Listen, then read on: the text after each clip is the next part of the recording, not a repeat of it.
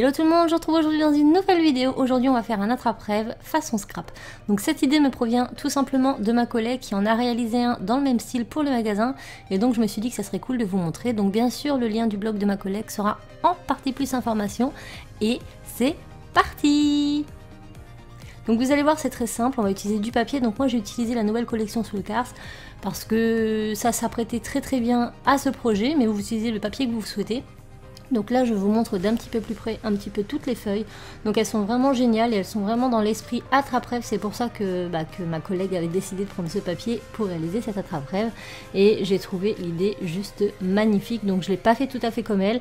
Moi j'ai plus décliné en porte-photo. Mais l'idée de base c'est ça. Et j'espère que ça vous plaira. Donc voici les papiers. Ils sont juste magnifiques. Voilà, il n'y a pas d'autre mot. J'adore le style, j'adore les couleurs. Voilà. Et ça sera la pièce principale justement de l'attrape-rêve.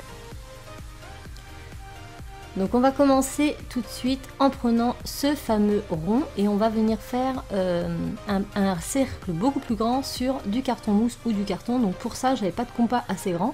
Donc j'ai tout simplement pris une ficelle que j'ai accrochée au bout d'un crayon. Donc je prends la dimension dont j'ai besoin, donc un peu plus grand hein, tout simplement que le rond de base.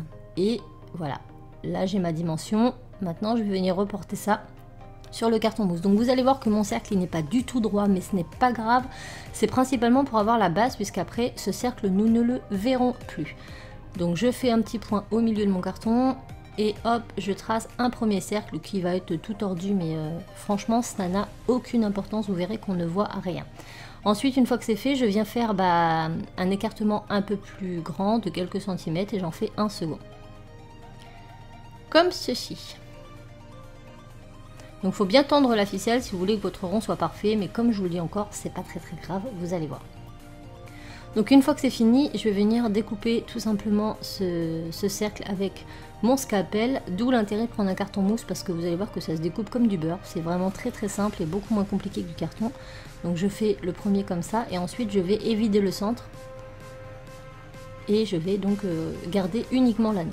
Donc vous avez vu, j'ai une partie plus large, une partie un peu plus fine. Donc après, je viens rattraper un petit peu si besoin. Et le tour est joué. Maintenant, je vais venir faire mes marques sur l'attrape-rêve. Donc pour cela, je le coupe en 4. Enfin, je le coupe en 4. Je fais mes marques comme si je faisais 4 parts. Voilà. Donc sur les côtés et en haut. Et ensuite, je vais le recouper en 8 puis en 12. Donc je fais mes petits traits un petit peu partout.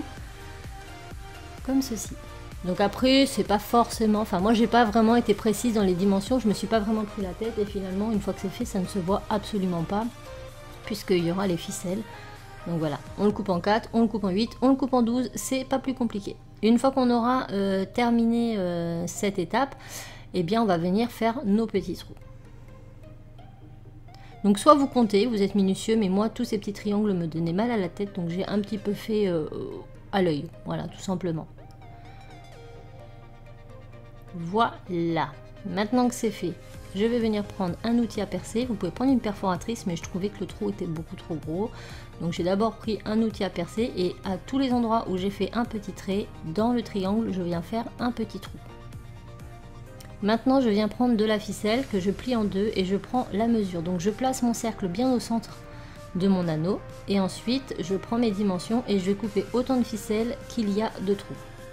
Maintenant, je les enfile tout simplement, les uns et tous dans les trous, hein, tout simplement, et je retourne mon cercle de base. Donc, je le positionne bien au centre, et maintenant, je vais venir tendre les ficelles. Donc, je prends les deux morceaux de ficelle pour chaque trou, je les étire bien jusqu'à l'anneau, et je viens mettre un petit morceau de washi tape. Le morceau de washi tape va nous permettre de vraiment bien centrer notre cercle de base.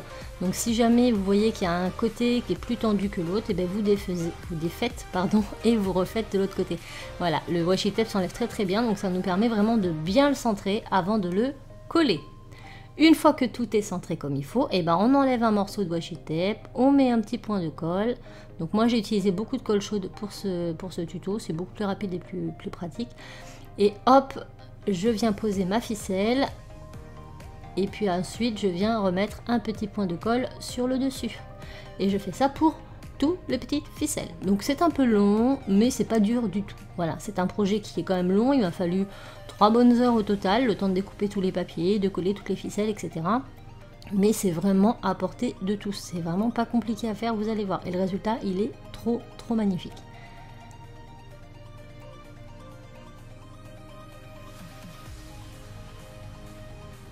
Une fois que c'est fini, on peut le retourner et là déjà on a quelque chose de super chouette. Donc maintenant on va prendre tout le reste de papier qu'on a et on va découper des ronds de façon à ce que ça recouvre l'intégralité de l'anneau. Donc vous les faites de la taille de votre choix en fonction de l'anneau tout simplement. Donc moi j'en ai fait de plein de tailles différentes, je les ai tous superposés, donc d'abord je les pose avant de les coller. Comme ça me permet de voir, de les agencer correctement comme ça me plaît et ensuite seulement je les colle avec de la colle vinyle. Voilà, une fois collé, ça nous donne ceci. Donc là, le plus gros est terminé. Franchement, là, on a fait le plus gros du travail et le plus long, c'est tout ça. Donc moi, j'ai découpé mes ronds avec la Big Shot. Vous pouvez faire des ronds avec le compas et découper au ciseau. Vous pouvez les faire à la silhouette avec un emporte-pièce, enfin une perfo rond. C'est vous qui voyez. Donc là, j'ai décidé de rajouter des petits mots. Je vais vous les montrer à la fin. Tout en haut, j'ai mis un petit bout de ficelle pour pouvoir l'accrocher et j'en ai mis en bas pour pouvoir justement suspendre mes photos. Donc vous pouvez mettre des plumes, vous pouvez mettre ce que vous voulez. Hein. Moi, je voulais faire un porte-photo. Donc en bas de mes ficelles, ensuite, j'ai mis des petites épingles en bois, tout simplement, que j'ai positionnées en bas de mes ficelles, comme ceci. Donc là, ça va me permettre de pouvoir pincer mes petites photos et de pouvoir changer mes photos au gré de mes envies. Et ensuite, dans le papier avec les plumes, j'ai découpé plein de petites plumes que je vais mettre sur l'épingle pour l'habiller, histoire que ce soit un peu plus joli.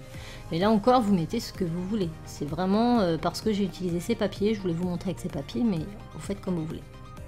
Une fois que c'est fait, on n'a plus qu'à le poser et à mettre nos jolies petites photos. Donc l'avantage, c'est que je pourrais changer mes photos au gré de mes envies, pour avoir toujours des petits souvenirs à portée de main et je trouvais ça trop mignon.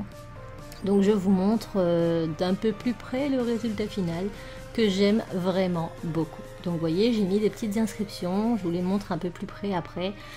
Vraiment le projet en lui-même est vraiment simple, mais il donne vraiment tout son effet et je trouve que ce papier en particulier donne un cachet supplémentaire. Mais vous pouvez le faire comme je vous l'ai dit avec n'importe quel papier. Le principal, voilà, la base elle est là, hein, c'est pas plus compliqué. Donc là j'ai mis les petits mots, c'est la vraie vie, donner un sens à sa vie, s'accorder du temps, les clés du bonheur, parce que c'était des mots qui m'inspiraient beaucoup pour ce projet. Voilà, donc j'espère vraiment que le tuto vous aura plu. Très simple, très long, mais pas compliqué du tout. Donc voilà, j'espère vraiment et sincèrement que ça vous aura plu. N'hésitez pas à lâcher un pouce et à vous abonner si ça vous a plu. Je vous fais plein de bisous et je vous dis à très vite dans une autre vidéo. Ciao!